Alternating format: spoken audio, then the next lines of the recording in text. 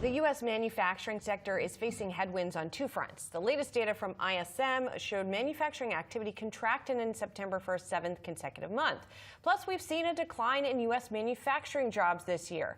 With me on set to discuss all of this and what's needed to jumpstart manufacturing activity in the U.S. is Jay Timmons, National Association of Manufacturers CEO. It's great to see you in person. Good to see you in person Usually as you're well. coming to us from D.C. On a screen. So, obviously, in this political environment, President Trump has talked about the need to bring manufacturing back to the United States. Tariffs seem to be his main tool for doing so.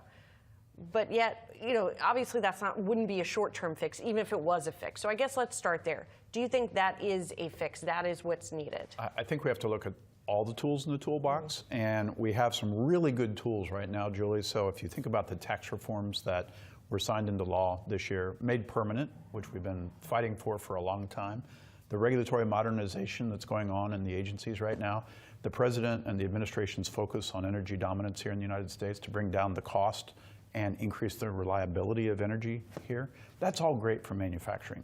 And from what I hear from my manufacturing CEOs, we just had a board meeting. I have a very small group of members that comprise my board, 250.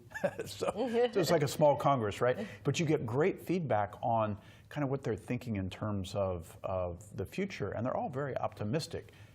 However, when the conversation turns to two issues, it tends to pull back a little bit, and those issues are workforce and trade and tariff uncertainty. On workforce, we've got 400,000 open jobs in the sector. And even though we had fewer jobs in the sector over the course of the last year, and then on trade and tariffs, it's the uncertainty that is really chilling investment and hiring decisions. I want to take the workforce question first, because as we showed, we have seen declines in manufacturing jobs for most of the months. 78,000 this year. Yeah, and yet 400,000 open positions. Like, where is that disconnect coming from? Why aren't companies able to fill those jobs? So there are several factors. First and foremost is there's a perception issue. So if you think back to, when you were a kid or when I was a kid or, when my parents were kids, manufacturing was very different. And today it's very sleek, it's very technology driven. It's an incredible career that pays more than any other sector of the economy. It's constantly changing, it's constantly challenging. I think the perception of manufacturing, though, in a lot of parents' minds is kind of that old style. So we're working to change that. Then secondly, there just aren't enough people in the country to fill all the jobs we have. In addition to the 400,000 that we have open, there's millions of others open in other sectors of the economy. So one of the issues, not the only issue, but one of the issues we have is we need a reliable system, immigration system, legal immigration system that actually works. And are you hearing from your members that the immigration crackdown has created, not to suggest that there are people who are in this country illegally who are working there, but it seems to have also put a chill on people who are here legally, even some people who are citizens who have been caught up in all of this? Yeah, what you just said is what I heard last week at our board meeting. So it creates that chill, if you will, in the workforce. We generally have, there's probably a few outliers, but we generally have folks that follow the rules, follow the books, very carefully.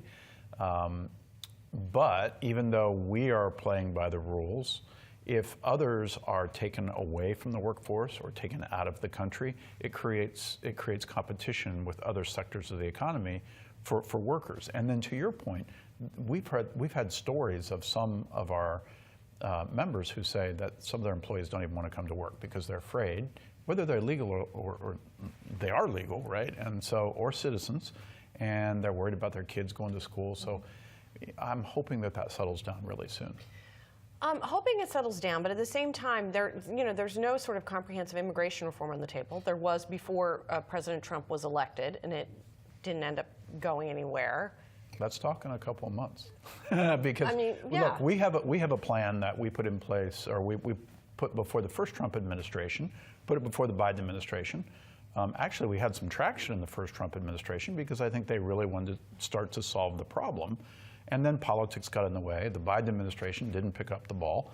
So we're hopeful that we can come back with some recommendations for the current Trump administration to focus on the economic needs of this country. because that's what I think is really going to help solve the problem. And then on the tariff side, which is the other big issue that your members are worried about, how are they thinking about this sort of argument that in the long term this will be positive? Will everyone be under so much economic duress that we won't be able to get to that other side of it? You know, for every one of my 14,000 members, I have 14,000 different opinions about whether they work, whether they don't work. Generally speaking, there's two things that I hear that are causing consternation. One is the uncertainty. We just don't know what the road ahead is, because there's the IEEPA tariffs, there are the 232 tariffs, there are the potential 301 tariffs. And now there's legal challenges. And now, of course, legal challenges, sure. So we don't know the road ahead on that. So planning is difficult, if not impossible, for investment and jobs. And then the second part is folks who actually want to do what the president wants, which is to expand manufacturing capacity here in the United States, which, by the way, we do too. It's my job, right? They're finding it difficult because if our economists have calculated that if every machine in the country is working, we can only produce 84% of the inputs or the content needed to build a new manufacturing facility. That's the optimistic view. It could be as much as 30%. So you've got to import, let's just say, specialty machines that we don't typically make here yet. If we want to make those machines here and we want to build a factory to make those machines, we got to import some machines. And if you're adding 30–40% to the cost of that, those numbers don't add up. So we're looking at potential speed pass, if you will, to bring in some of those critical inputs. If those inputs are used to build capacity, new capacity, to come in duty-free, and we're hoping the administration will take a look at that. One other question I want to ask you on the labor front has to do with AI and how much of that worker shortage can be helped by increasing productivity through AI, or is it not the kind of jobs that are looking to be filled here? You know, I think back, I'm old enough to remember the 1970s when technology was just taking off and everybody said, oh, technology is going to wipe out jobs, manufacturing jobs in particular. And then, the internet came along, and then augmented reality. All of those things were always said to take away jobs or predicted to take away jobs. I don't see that with AI either. What I do see is I see a change in the jobs, just like it's always been in manufacturing. So how's that going to work in manufacturing specifically? Well, about 50% of manufacturers today already have AI integrated into their operations. That number is going to increase to about 60% by 2027. And then I think the number goes up to 80% by 2030. So it's just going to, you're going to need more people to be able to operate the systems and be able to utilize the design features and other features of AI in a different way than we have used technology in the past. And that's just a matter of training and education, which I think we can accomplish. And I think also we still have this vision in our minds of what a factory looks like, where there are a lot of people. Yeah, that's the perception issue. And a lot of factories, if you look on the floor, they don't have that many. There's a lot of people. Cases. Yeah, well, there's people on the floor. There's people in the back offices. I think folks, when they think of manufacturing, only think of those shop floor positions. Right. But it's really a panoply of positions. You think of marketing and sales and design.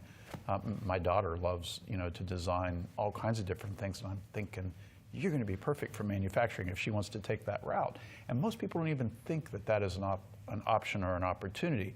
And then I think of AI and how that is going to supercharge the design segment of a lot of these facilities. I think it's going to be pretty exciting. Jay, thanks so much for coming in. Yeah, thanks for having me. Good to see you. Appreciate it.